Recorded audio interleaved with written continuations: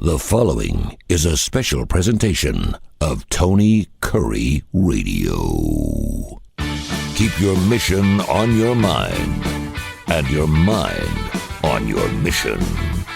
This is Mission Minded with Michael Coleman and Tony Kurre. Oh, we got a good one tonight, babies. I mean, it's going to be a great one. Let us bow our heads real quick and say a prayer so we know where next hour is going to be fantastic. It's going to be great. In the name of the Father, Son, the Holy Ghost, Lord Jesus, you blessed us with another incredible day of your will, your plan, your glory. Please keep our hearts and our souls full of your humbleness and humility. Let us be your soldiers and bear witness to your love and your glory to everyone we touch and meet and speak with during our show. Please allow us to speak passionately and truthfully through your word, and give us a great show. And I also want to thank particularly for our wonderful guest we have tonight. In Jesus' name, amen. We have a special guest. Did you like that? That was pretty good. We have a minister on the phone. Was that okay with you? Was that all right? That's off the top of my head. Not too bad, huh? Well, I heard going in. I heard going in tonight. They said the world's best Bible teachers, and I was like, wow, that's something else. But the Right Reverend Dr. Dallas Teague joins the show tonight. How are you? Oh, my goodness, Tony, I tell you what, I was thinking the enemy did not want us to have this conversation. So what I have to tell you is I don't know what's going to come out, but God is in control. Yes, and I'm doing good. I'm glad that we have multiple ways to connect, because I do not like it when something tries to thwart our plans, but it's always the case, right? It is. It does happen. It's called the internet, and is easy and is possible. Yet it's amazing because we get on this internet thing, and sometimes we get hooked up to things we don't want to get hooked up with, and then at times we want to get hooked up with the right things. It doesn't happen for us, but that's okay. We still have the good old trusty telephone, and we're going to get into it tonight.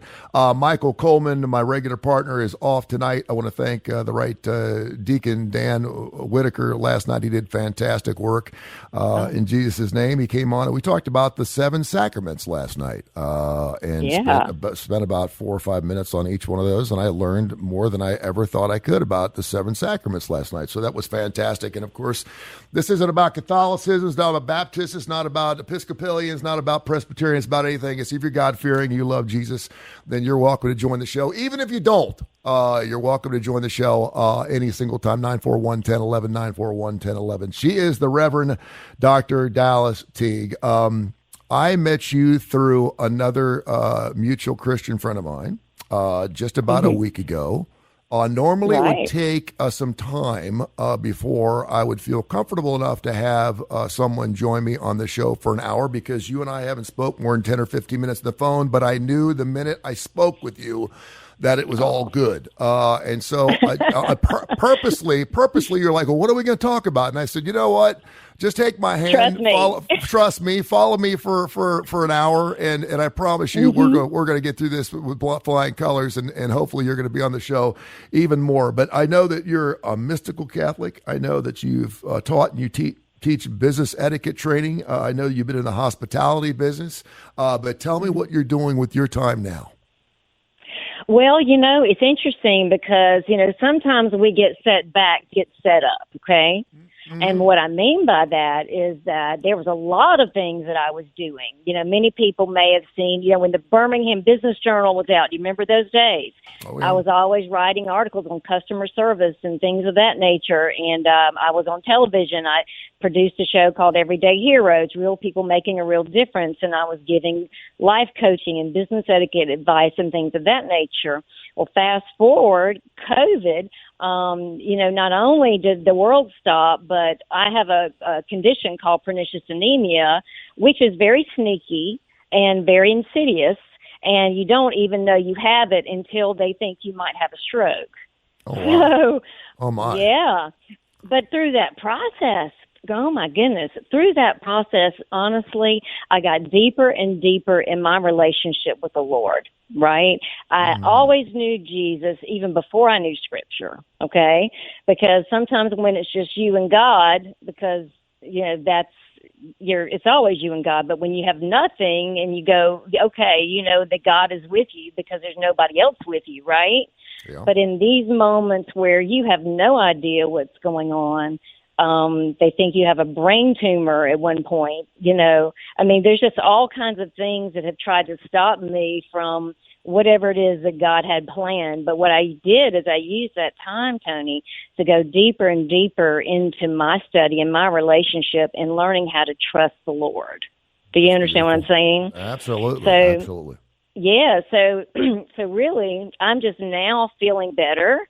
I have to give myself B12 shots every other day, and you know, a lot of people will get B12 shots because B12 is an essential nutrient for our bodies. Yeah. However, I have to have it to survive. It's like being a type 1 diabetic, right? Because my body doesn't process the vitamin, and so and it's deadly. It can be deadly, and so the biggest problem is that they don't test you.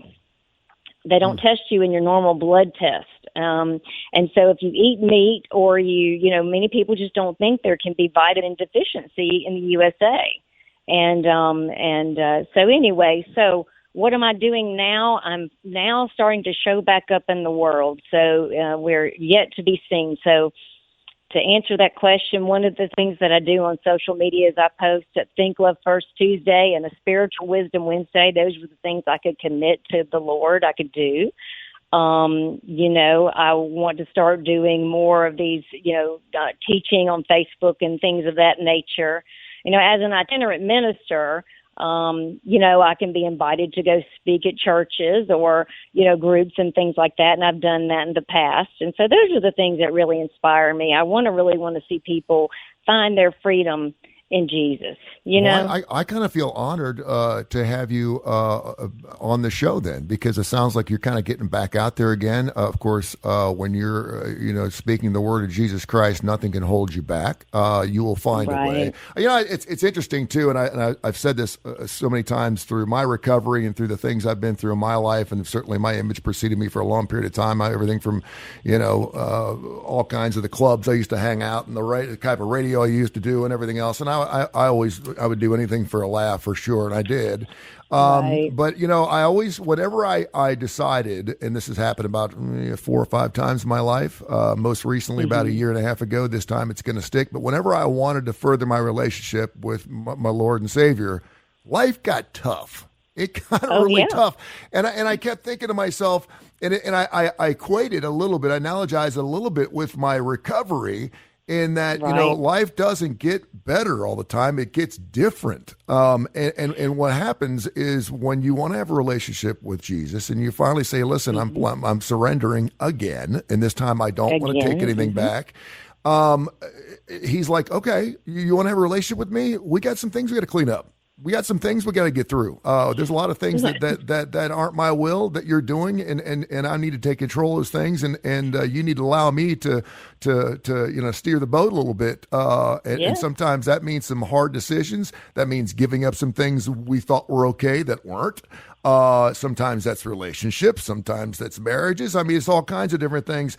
And so, it's interesting. The most people I go to, I went to an Episcopalian church this past weekend, only because they have great bells. I went to the Cathedral Church of the Advent downtown. Oh, so beautiful. My son loves the bells. And so I said, sure, we'll give it a shot. And I said, it's okay for us to go to a different denomination as long as they love Jesus, we're good. Yeah. So we went down there and now tonight I'm going through a Bible study at Valleydale on Valleydale Church, and I only go there because my kids go there, and during the week they're with their mom. It gives me an opportunity to see them again, so I'll stop by and see them, and then I'll go to Bible study. But most of the people, that church really is in mission work. Man, they do mission work. I mean, they're in Southeast Asia, they're in Africa, they're in Las Vegas, they're in Boston. Right. They have all these missions, and they talk about you don't get rich being a mission worker. You know what I mean? It's not like you. Well, you don't get rich in different ways. Well, yeah, you don't do it for the money, is what I'm saying. That's right. And every one of them will tell you, we had to make sacrifices. This man and this woman, they had their own business. They were making really good money. They have 4 children, 2, 4, 7, and 9. And all of a sudden, they got a calling to do mission work. And next thing you know, they're flying over to Asia, and they're like, and I'm thinking to myself, oh my gosh, that's almost like a priest calling for a male when he's 18, which I had at one point. It didn't happen, but but and he's like, and it got really, really difficult because they had to make some sacrifices. You've given your heart and soul to the Lord. Talk about some of the sacrifices and how difficult it was for you through some of these things, because sometimes God throws some medical stuff at you just to get you slow down a little bit and realize what you're doing. Oh my goodness. Let me tell you, I thought I was going to be traveling with women of faith, and, I was speaking, I was traveling around the country. People knew me as America's business etiquette, person. And, I thought I was going to have my show on television. Again, the world changes, and then you go, oh, what is it? But one of the things that it taught me, Tony, was that it's not what I do, it's who I am, right? Mm-hmm. Because what we do can change, right? Yeah. Whether you are a bank president or you are a janitor, right? That is something we do, but it's not who we are. We are children of God. And it's when we take the labels off of us, right? Because, if we've been successful in a certain time in our life, and all of a sudden we have a different season, we seem to feel, it's easy to feel defeated, right? To feel like that we are not as valuable as we once were, or because everything was caught up in what we did, right? Yeah. And so what I mean by that is with all the television and all the public facing things that I did, I really felt like, what's going on? And of course I was physically dying, and I didn't know it, but I was such a quote unquote go-getter. You probably heard that said about me. A little bit. Yeah. A little bit. Yeah. So then I felt like I was doing nothing. But let me tell you, during COVID, I was leading Bible studies. People would be referred to me, and we do this thing called agape prayer healing, where people come for a deep inner healing experience, where we go through forgiving, we go through, ungodly beliefs. We, for the lack of a better word, we, cast out things we've agreed to. I don't think necessarily that, people can, quote unquote, be oppressed, if you will, right? Not necessarily possessed. But sometimes we agree with the enemy of our soul because we don't know any better, Yeah. Mm-hmm. If somebody has told us, hey, you're not good enough, or, who do you think you are? Sometime in our life, we've agreed with that. Well, that's not who God says we are, right? Yeah. God says we are, wonderfully made, right? Mm-hmm. So in that statement, when you figure out who you are as a child of God, it doesn't matter what season you're in. And I had to go through that, and I had to do that. I had to say, okay, with all these labels, I was this and I was that and I was this, because all of a sudden I'm not that anymore, right? Like, who am I today? How do I want to show up now that I have another shot at life, right? Yeah. If they had never discovered this B12, how about that? I might not be talking to you today. That's amazing stuff. And we're going to get into the. I want to talk a little bit more about social media with you before the top of the hour. I got about a million things I want to get into, because a lot of people obviously have a mothership.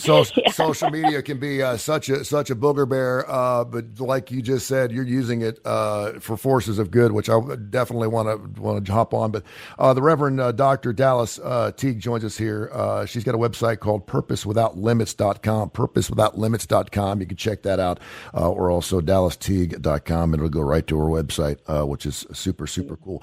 You mentioned yourself as a mystical Catholic. Listen, I don't promise to know anything more than anyone else. I just want to have a better, closer relationship with my Lord Jesus Christ. This is a calling for me to do this show. I don't get paid to do the show. I actually have to pay to do the show.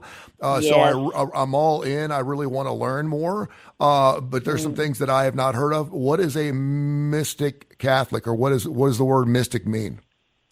Okay, well, in my terminology, when I was doing my doctorate work, I really went into deep history, and I really started studying the saints, okay? Mm-hmm. And at one point in time, there was only the Catholic faith, right? And Catholic means universal. So I was studying St. Teresa of Avila, the interior castles, right? Yeah. St. John of the Cross.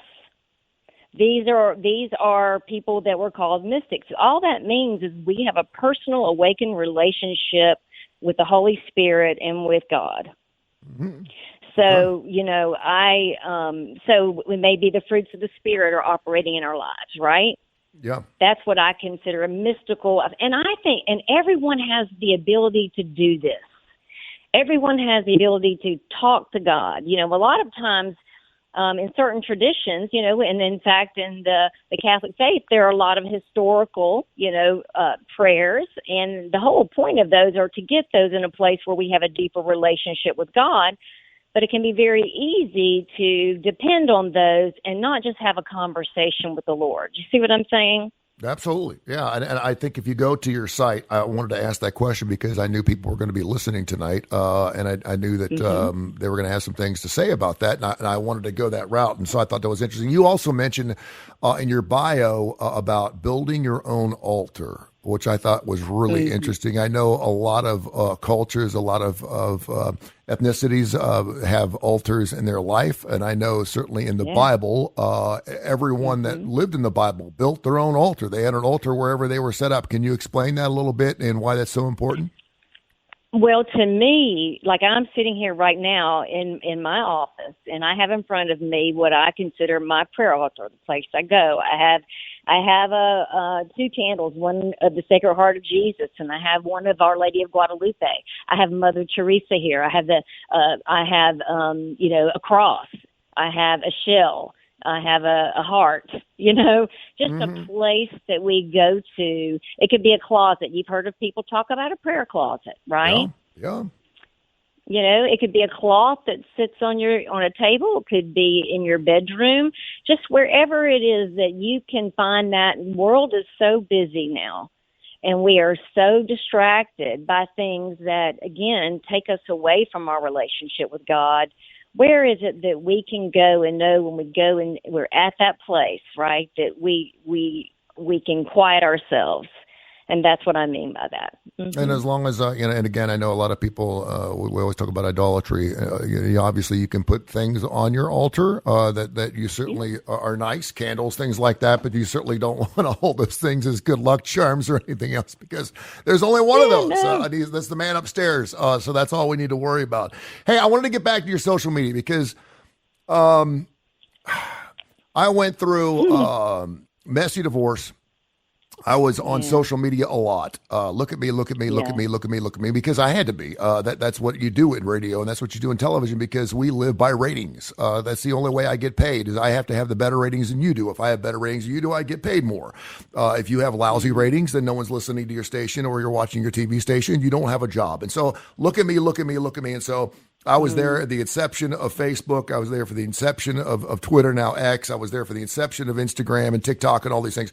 And I amassed thousands and thousands and thousands of followers. I got hacked. That's a big lot. Yeah. I got hacked. There was an interesting story. I got to remember to get back on this because I get old and I get lost a little bit. There was a story where there was four 20-year-olds who basically were given sites that had over 100,000 followers. In other words, they were made influencers just by being who they were. And so they were like, okay, here's 1 million followers, have at it, go for it. And two of the people said, I don't ever want to do it again. They got immediate fame because they were like, you got to be on it, it seems like every 10 minutes. One person actually took a business and did quite well with it. And then another person just did it for a period of time and just got tired of it and just said, this is not something I want to be on the rest of my life, because they were, I mean, the phone never left their hand. So I got hacked several times. Don't know why, don't really care. Just got to the point where, I've been on stage in front of 70, 80,000 people.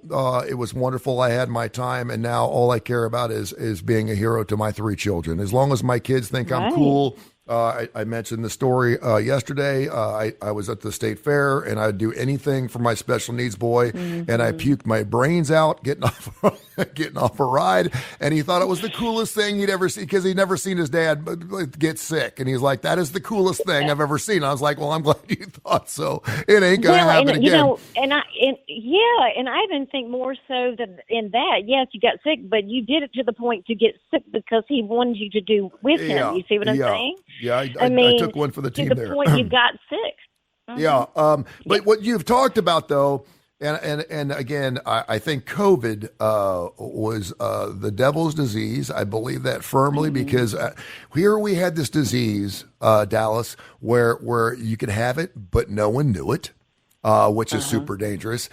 We had a disease where it kept people from touching each other. It kept people 6 feet apart. It kept people away from their places of worship. It was the perfect devil disease, man. It was a killer. I mean, it was killing people left and right. People would get it and didn't even know they had it until it was too late. Right. I mean, what a killer disease for the devil, right? So, the one thing that COVID did was shine a really bright a light on all of us, man. I mean, every one of our issues, all of our insecurities, all of our problems with work, and everything came out, man. It all came out at one time because that's what it was. I mean, we had nowhere to go.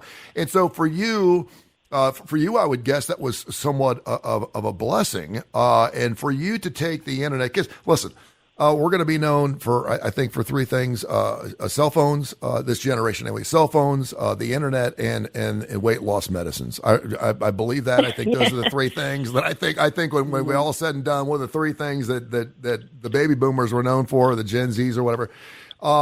But I mean, for you to take this and do this Think Love First, hashtag Think Love First, and the thing you do on Wednesday, I think is fantastic.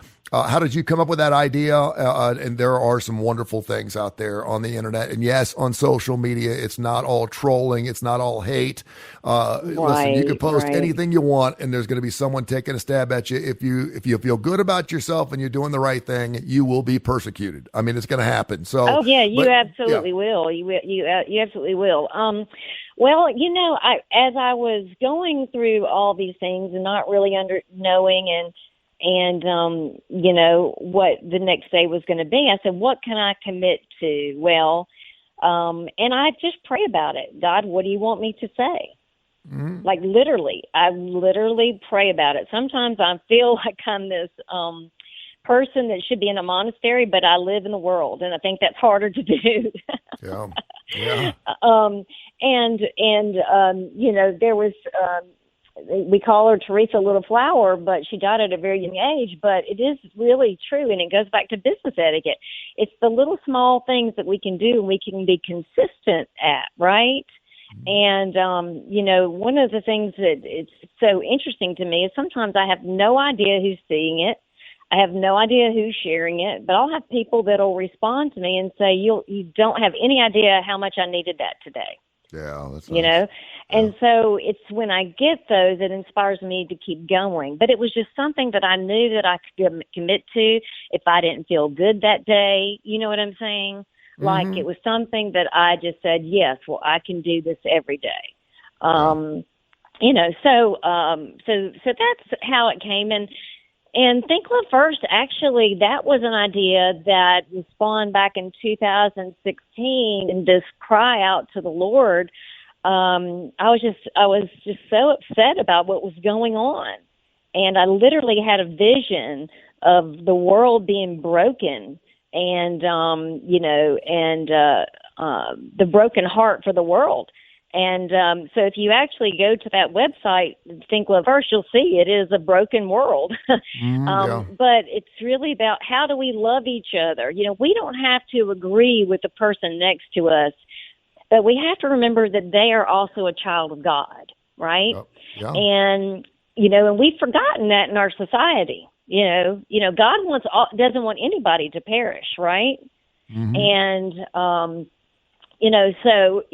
we've gotten to this point where if somebody doesn't agree with me, I must hate them, or they're not in my tribe. Guess what? You're a human being. We are spiritual beings having a human experience, Yeah, you spent over 20 years in the hospitality business and hotels and trade shows and things like that. And I think that's really, first of all, it's perfect for what you're doing now because you know the hospitality business and you were very good at it, you know, business etiquette and everything else. And we'll get into that just a little bit later on. But I wanted you to talk a little bit about, you just brought something up that just kind of got me going a little bit. We live in this world now where communication is as easy as possible. I spoke with you a couple of days ago. I'm an email guy. I'm not an email guy. And people are like, well, if you want to live in this world, you got an email guy. Well, you know, it's not that I'm fighting it. It's just like I get a text. I got a cell phone. You can run over my house. There's all kinds of different ways you can reach me. It's hard to believe that we used to not take a phone call all day until we got home at 5 o'clock and checked our messages. Right. If you tell kids that now, they're like, what? I'm like, yeah, I didn't take a phone call all day. I kissed my wife or my girlfriend, and I left the house, and I didn't talk to anybody unless it was at work the entire day because I had no phone on me. It had to be a phone on my desk. And then I'd get home at 5 o'clock and I'd see that blinking light and I'd get excited because I knew someone was thinking about me or leaving me a message. And then I'd let them my messages and I'd call them back. And that's what we did. Exactly. And so with what we've got now, it's so easy to communicate. I think it's kind of, in a lot of ways, it's too easy to communicate. I think a lot of people are communicating that don't need to communicate. They've got things they want to say and feel like they need to say. They need to tell everyone how they feel about everything, and we don't really want to hear it. Now, again, we follow these things because I always tell my daughter, you know, if you want to get 100,000 followers on Twitter, I'll get it for you tonight. I'll have it for you tonight. I can get 100,000 followers on Twitter. I know exactly what to say to get things rolling. It's not what I believe, and it's not in my heart, but I can find that for you.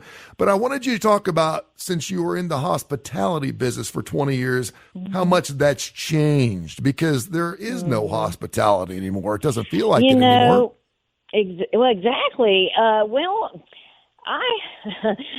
I used to work for the Birmingham Convention and Visitors Bureau, and before that, I worked for the Grand Hotel. I worked in other hotels. I mean, I was a director of sales at a hotel by the time I was 25 years old. You know, so I was hospitality was who I was, and so. But what happened was I just got so discouraged because I said, "Why? Where's the Southern hospitality?"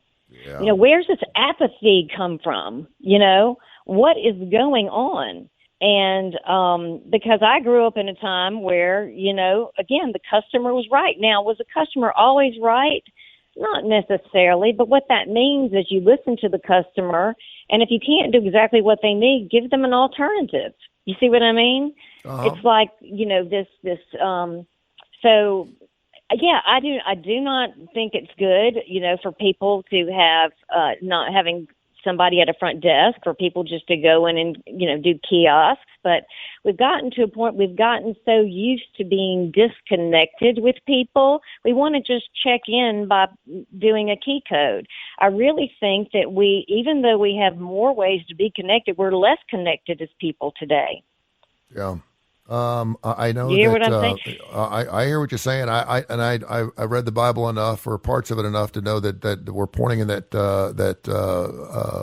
666, the nature of the beast on the forehead thing, where we're just becoming more numbers than anything. And I also realize that there are several things where we can't even use cash anymore. And now we have to use our debit cards for everything, which absolutely drives me crazy. I was at the state fair this past we don't weekend. take cash. What? That is just like I don't even know what that means, and there's nothing I can do about it because you know, if you're at the state fair and they don't take cash, they don't take cash. So you don't do it. You don't do anything. Those kind of things. It's prophesied in the Bible. We're all pointing in that direction. We think it's in lure of being more considerate and more advantageous and more convenient. But also with conveniency comes a lot of who we are and what we are and how we actually communicate with each other. And so we got to be careful when we're doing those kind of things. So I think that's it's something you made. You were talking about your daughter. You know how to do 100 whatever followers. You know, one of the things that I used to tell people is that you can have 5,000 followers or how many ever you think. But if you can't call somebody when you break down to change your tire or whatever that is, then okay, what is that? What are those? What are the friendships? What is it? Why do you want somebody to follow you? We have all these people that they want to be quote unquote an influencer. I'm like, if I influence somebody and lead them to have a relationship with God, hey, that's the kind of influencer I want to be. Yeah. No doubt. But Tony, when I did the stuff on TV, I did all that for free. I've everything that I've done, unless I've had a job where I've worked some, I've done it for free, and I need to stop doing that. But you got to be in my shoes. Now I'm paying for it. I know. But I was so passionate about doing it, I didn't care. When I was doing Everyday Heroes, I wanted to start sharing the things about people that were doing good things because we always see as negative news. That's all we see. I know it. And there are good people that are doing good things, believe it or not. Oh, there's no doubt. What gets ratings. You're right. That's why NBC Nightly News, and there's good news tonight, and it's always the last 2 minutes of the show because we want to see the train wreck. The Right Reverend Dr. Dallas Teague joins us here. She's got a great website called PurposeWithoutLimits.com. Check it out, PurposeWithoutLimits.com. Our phone number is 941-1011, 941-1011. Dr. Dallas is on it right now, so we can't call in, but that's okay. We'll get that right next time she comes on. It'll be soon. We've only been doing the show for about 3 weeks. I'm super excited because I've got a woman on my show. Nothing against my partner, Michael, but to sit around and talk to another 60-year-old dude, there's only so many different ways we can go. Now it just opens up the playbook for all kinds of things. It's third and short. I mean, I can do fakes. I can do everything I want with the playbook. It's fun to have you in studio. I want you to talk a little bit about, I have a 21-year-old son who's a junior over in Clemson. As far as I know, he does not have a girlfriend. I think he'd tell me if he did. I have told him a million times. I don't know if he wants to hear this or not. I've been blessed enough and dumb enough, all rolled into one, that God has chosen me and put me in some very adventurous situations. I create a lot of those adventurous situations. Sometimes they've gotten me in a lot of trouble. That sounds very true. I have been there. I have done that. There's nothing that's going to scare me or freak me out. So if you're in a whip and you got an issue or something, man, I know it's not cool to come talk to your dad, but I'm just letting you know I can help you out. So just I'm not going to harp on that. So I want you to talk a little bit about, we were talking about the last couple of days, how the school years is letting out. We're going to have a whole new crew of new seniors leaving high school, going into college or skill work. We have a whole new group of college kids either going to grad school or going out into the real world and going to start working. Right. But we also have a lot of kids that don't know, as a male, how to take care of the woman in their life. I want you to talk to the young men out there. I want you to put a picture of a 25-year-old male on your microphone right now, and I want you to speak explicitly to him in what women want in a mate. Okay. Well, I'll tell you what, if I had a son, I would, so let me give this information. If I had a son, what I would tell him, right? Okay. Yes. First of all, I would say, don't say something. Don't say you're going to do something and not do it. Do what you say you're going to do. In other words, don't tell somebody I'll call you and then not call. Okay. All right. I'm writing these down, by the way. You can say I had a nice time. Whatever. But just don't promise those things. I think that that's misleading. I would also say always respect someone, and it's nice to know what being a gentleman looks like. I will never understand people from other places that when a young man opens the door for someone in a show of respect, they have an attitude. That is a kind thing to do. Mm-hmm. Being a gentleman is a very let's put it this way. If you're a gentleman with someone, they're going to notice. And if you don't know what that is, you can look that up. There's probably books about that. But I would certainly say that. I would also say that, just being kind and courteous, and don't push the physical stuff. Get to know someone first. Yeah. It's not being a prude. It's about building a foundation on something that is more than just physical attraction. Yeah. No, that's good. I had chivalry circled here, and you certainly got into that a little bit, and I don't think my daughter the other day had a quote unquote date. She's 14, so she's not going to date anybody until she's 30 under my tutelage. But she had sounds like a dad. I said you can call him a friend. You can call him whatever he wants. But he brought her a card and flowers. See, that's and I'm sweet. Yeah. And I'm thinking to myself, wow, you're good, Bo. You're getting some points here. And of course, I had to keep an evil eye on him because I thought, okay, I don't want Eddie Haskell to be dating my daughter. For any people out there who know who Eddie Haskell is. But that was a good move. And I thought, okay, that's very, very nice. And that's not something that a 14-year-old. I mean, I think that. Yeah, I think opening the door is a nice, these are just niceties, and it doesn't take any, think about how you would, I don't know how, again, it just depends on how people are raised, a lot of times, but they can also learn. That's one of the reasons, Tony, why I went to the Protocol School of Washington and started teaching business etiquette, wrote a book called Professionally Polished. Mm-hmm. Which you can get through Amazon, by the way. I did all that was, well, thank you. Well, it was just, I wanted to teach people because we have generations of people who don't know, and we have parents that don't know, So, So anyway, and for those who have young people that want them to do some individual coaching with somebody, I still do that on referral basis. I will work one-on-one with young people, and a lot of times if they're getting out of college or they're, going into an internship, teaching them how to interview and things of that nature, Yeah.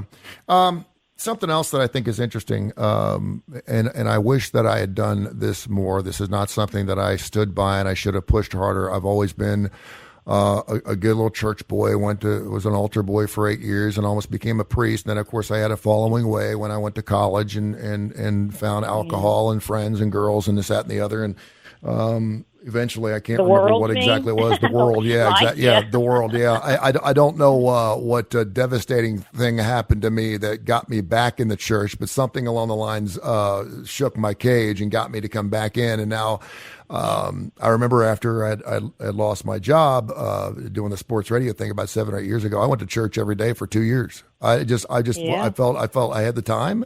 And I thought it couldn't hurt. It's nice going to smaller churches where you're in the cathedral, the vestibule, where you can actually hear yourself speak, you can actually hear yourself pray, as opposed to going to a Sunday mass where there's babies crying and all this other stuff. And so I thought that was really interesting. But doing that, I did not when I got back into the church. I think I did that when we got our kids.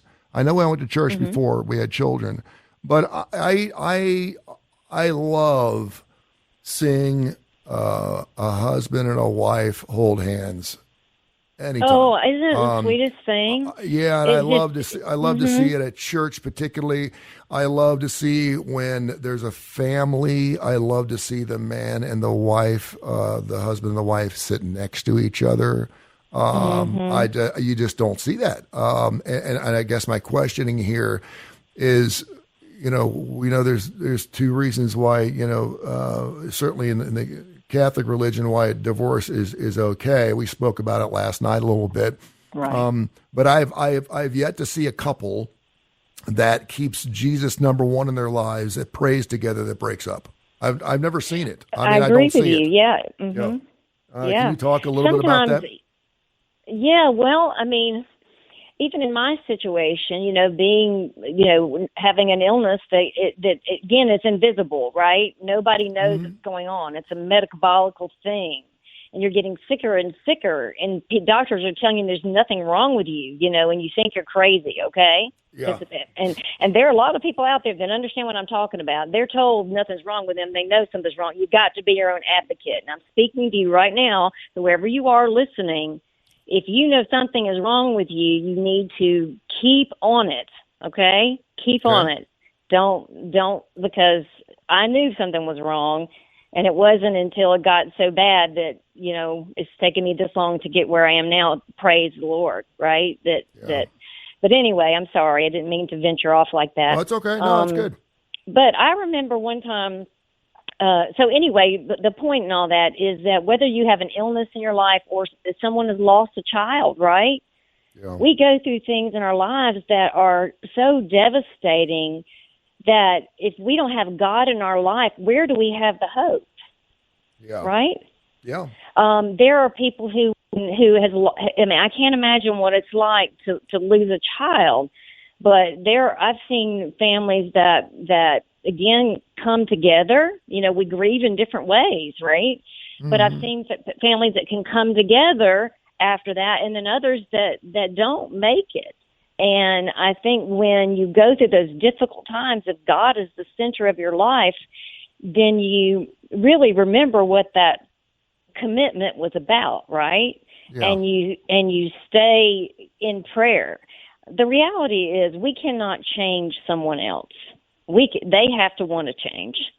Mm-hmm. They have to do the work. And the heart work is the hardest work you can ever do. But when you do the heart work and you heal from your wounds, because if you live life, you've got wounds, okay, then there's freedom and joy on the other side of that, I'm into that. And I will tell you this because I've been on both sides. It is nice to be able to share things with somebody. You know what I mean? It just is. I mean, having been on both sides, I got a couple of my friends, hey, it must be great, man. You get to go home and do whatever you want. Don't have the kids or something. And I'm like, yeah. Mm-hmm. Yeah, for about 10 or 15 minutes sometimes. It's nice. Yeah. But for the most part, no, I'd much rather have, a wife and children around 24 hours a day for sure. So that's certainly something that I wanted to get into. Something else I wanted to get into, and we're going to have you on the show again. I hope you can be a regular guest. You can come on anytime you want. She is Reverend Dr. Dallas Teague. Her website's called purposewithoutlimits.com, purposewithoutlimits.com. We have gotten so political. I hate it. I don't.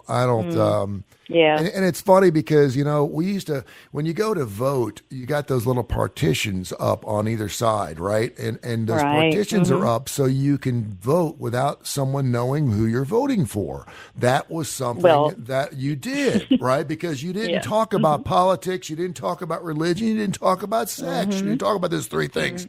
Now, heck, you're going to know who someone's voting for before they even walk into the school or the church where they're voting, because everyone can't keep their mouth shut. Everyone's got to vote the way they got to talk about it. And it's gotten so much so now that people will make you feel bad if you don't profess your political affiliation, because if they don't feel like you're telling your passion, then you don't care about your country, which is the most ridiculous thing I've ever heard in my life.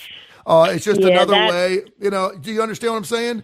So we've always had political issues. As long as we have a two-party system, we're always going to have strife. We're always going to have differences. It has gotten so vitriol and so ugly, certainly over the last 8 to 10 years. And I think a lot of people know why, and some people love it. Some people hate it. If you're down the middle and you just feel like it's the lesser of two evils. Every time you go to the ballot, it's the lesser of two evils. You don't ever vote. I can't believe my parents just go, I love this president. I love this. Now, obviously we have some people that feel that way down here in the South right now. But it has gotten so separated. But because of that separation in politics, it is meandered its way. It has slimed its way into all facets of our life, and it doesn't need to do that. Can you talk a little bit about, since you're talking about hospitality, you're talking about etiquette, you're a young lady who's been around the world and of television. Can you talk a little bit about politics and listen, we don't have to bring it up all the time. If I walk in a sitting office and they have Fox News on, I'm out. I mean, it's not to say I have Fox News on right now. It's on in my studio. Mm-hmm. I watch it on occasion. Yeah. That's fine. But if I know that someone's going to start talking about it while I'm sitting there, I'll get up and walk around for a little bit, because I don't want to talk politics 24 hours a day. It's not. Well, and that's what I would say to that, I'm going to give you an example. Here's a real story parable, whatever. But you're exactly right. I think you did exactly what you should do. We have to decide what we do and don't want to be around, right? Yeah. And decide, it's kind of like gossip happening in the workplace, if you don't want to be around it, just don't be around it. Yeah. You have to remove yourself from those situations. Now, I have a neighbor who I absolutely adore, and he walks, and occasionally we have great spiritual conversations, but he has a very particular point of view. And what I often remind him is that no matter what station we're looking at, it is one perspective, and we're not getting a balanced form of news right now anywhere. You're right. No, you're right. I mean, and if someone says they're giving a balance, they're lying, because you have to have affiliation with somebody. You can't. Yeah. Right. So, if you want, so again, unless you're in the site where something's going on, you're only getting one particular, point of view. So whether it's an extreme left point of view, extreme right, or if it's in the middle, whatever that is, so you just have to be aware when you're seeing this so you can kind of see through those things. But oftentimes when I'm speaking with him and he starts talking about a certain thing, I remind him of that, in a very kind way. It's just that, we have to remember we're not seeing everything. We don't know everything. We can't possibly know that, right? Yeah. We can't possibly know everything. So I think it's very interesting when people get on we should say they're going to die on the horse for something they really don't have any information about. It's based on what somebody else told them. Yeah. They even really investigated it themselves, but they're going to die on that point of view, I was going to a Bible study last week or a couple weeks ago, and I got a friend of mine, his name's Roger. He's great.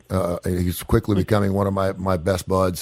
He does this That Man Is You thing at our church. So it's 100,000 men strong. It's super cool. And he put this whole thing together and asked me to be part of his core group, and I was happy to do it. Anyway, he walked in, and he just starts shooting off politics. And first of all, I'm like, not the church, dude. I'm just like, I don't want to see it. I don't want to hear it. I don't care. I don't care. I don't want to hear about it. That's not where. But he was telling me about this thing that he had just seen about in Canada. It is now illegal to cite scripture in public. And I said, what are you talking about? And he goes, yeah, they just voted on it, man. They just voted on it in Canada, da-da-da-da-da-da-da-da. And I was like, wow. And I was like, okay, well, all right. Well, that's those crazy Canadians. I mean, I don't know what to tell you, And so I kind of moved on. So I got home and I pulled it up, and they didn't. Yeah. There is nothing in there that says, but there was one small portion that someone had cited scripture in their, whatever they call it, their House or Senate or whatever it was, and someone belittled them for that, and because of that, they've got pushed out and da-da-da-da-da. And next thing you know, it turned into a Canadian law that you can't recite scripture in public or else you're going to prison, and it's not true. And I was like, we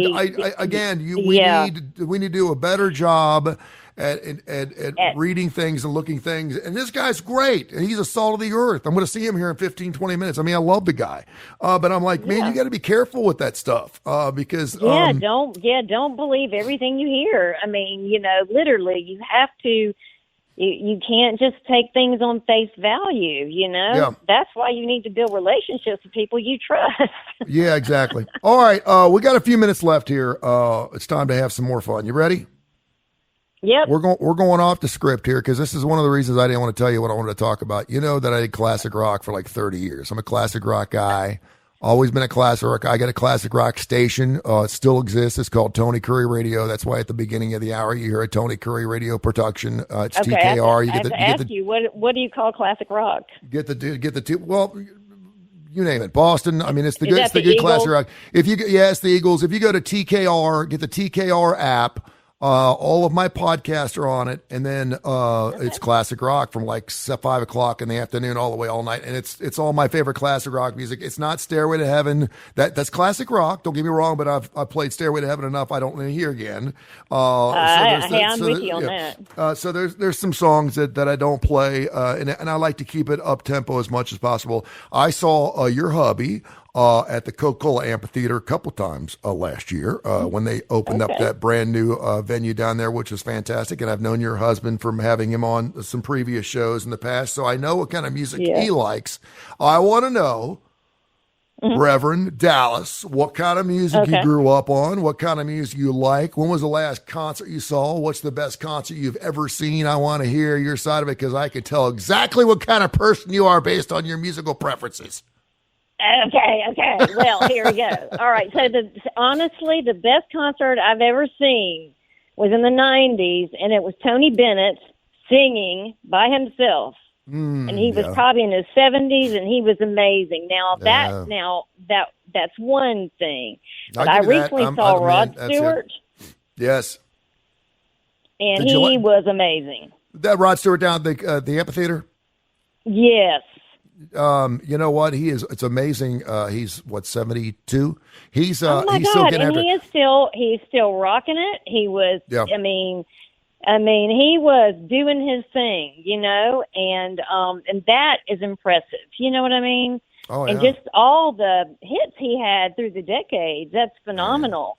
He did something about 5 or 6 years ago where he was playing his last. He's like, this is the last time I'm playing my hits, because he was going to go to that story. He's got that storybook thing he does where all these storybook songs, and he had done a couple of tours of just storybook music. So if you went to listen to Hot Legs, you weren't going to hear it, or Maggie May, you weren't going to hear it. And so enough of his fans said, "Listen, Rod, we love you, but this ain't what we want to hear. We got to hear the stuff. We got to do You Think I'm Sexy stuff. We want to hear those things. This was wonderful songs. Who made you who you are?" And I'm so glad that he came back out. And so this whole last tour he just did was like his last hoorah, I guess it is, because he felt like at this point he can't really put on the type of show that he needs to put on. All right, that's good. So what else you got? Well, I love the Cars. Do you remember the Cars? I love the Cars. Yes, I love the Cars. Yeah, their first album was one of the greatest albums of all time. And of course, when I was Journey was awesome. Foreigner, certainly, of course, the Rolling Stones, and 38 Special. Oh yeah, that's one of the few bands that had two drummers. Oh yeah. That was the first album I ever got was Wild Eyed Southern Boys from 38 Special. Yeah, that was one of my favorite albums. The album cover was the reason I bought it, but it was one of the first album covers because it. Oh yeah. If you remember what that looked like. Right, and then was it?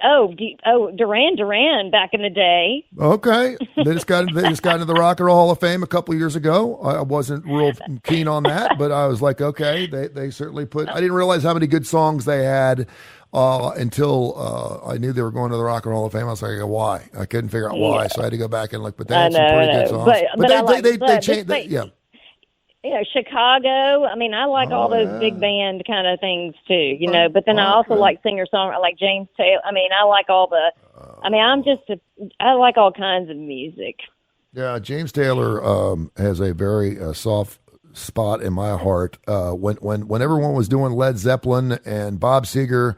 And smoking dope and doing grass in high school, I was at these things called Search Weekends. There were these. It was part of the CYO, the Catholic Youth Organization, and I would go on these weekends. And we would sit in wagon wheel. We call them wagon wheels. You have an inside wheel and an outside wheel, and you move 2 spots to the left or 2 spots to the right, and then you have a discussion. And you do that the entire weekend. And there would be a band that would play that would do something. And there was this band called Free Reigns. I'll never forget. They came in and played some Billy Squier music. Anyway, but we do these things, but we'd always have like a song of the weekend. And one time it was England Dan John Fort Coley's "Love Is the Answer."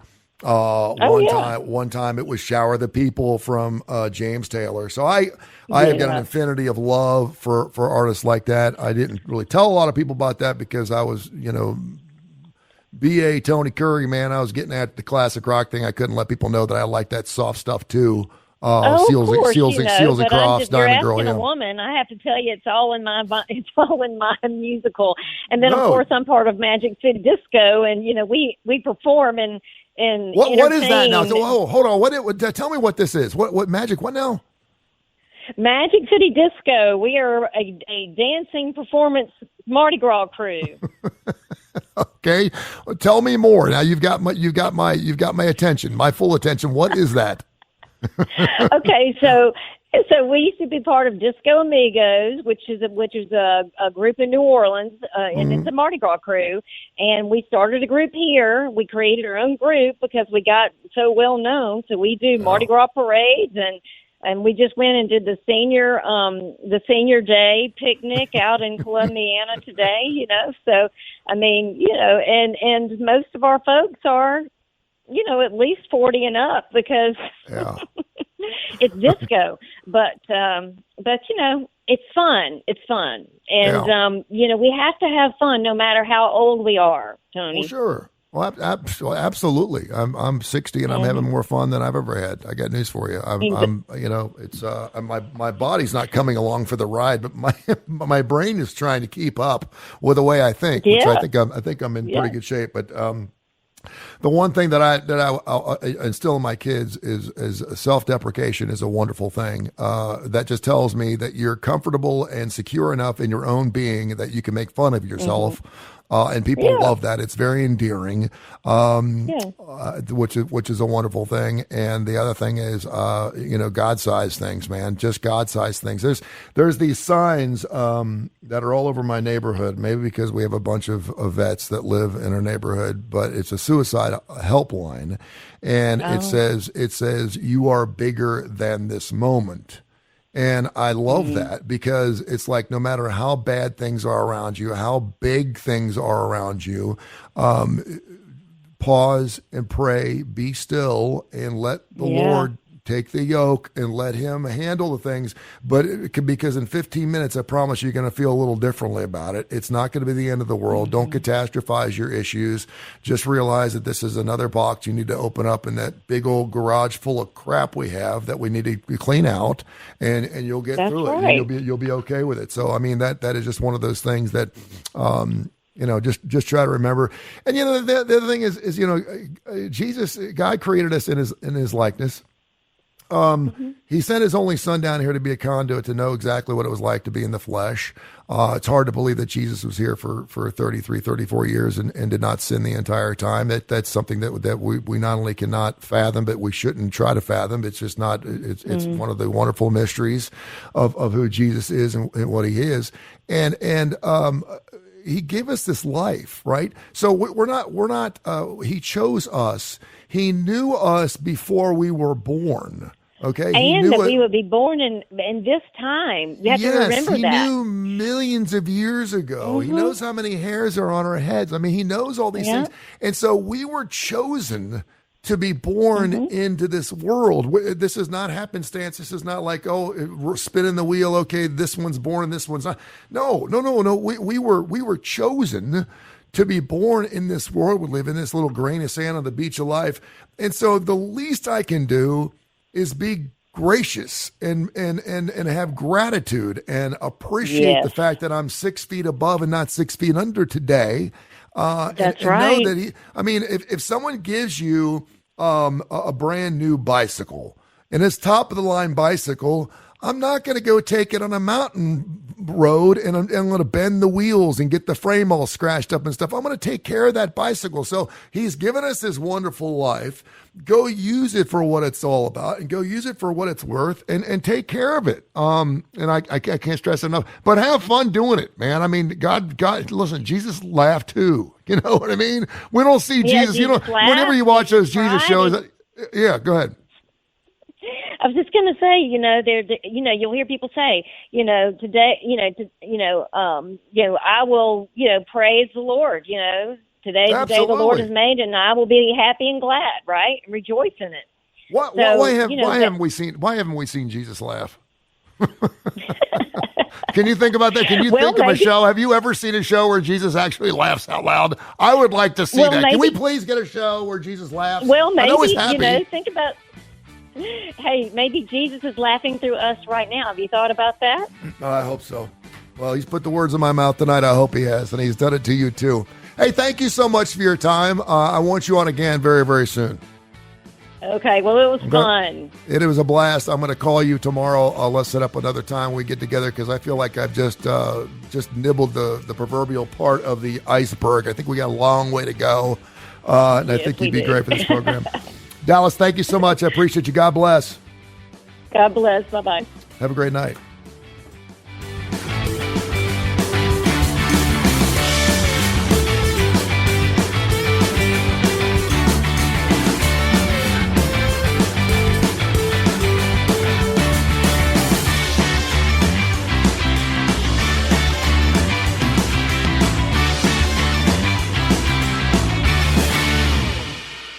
This has been a special presentation of Tony Kurre Radio.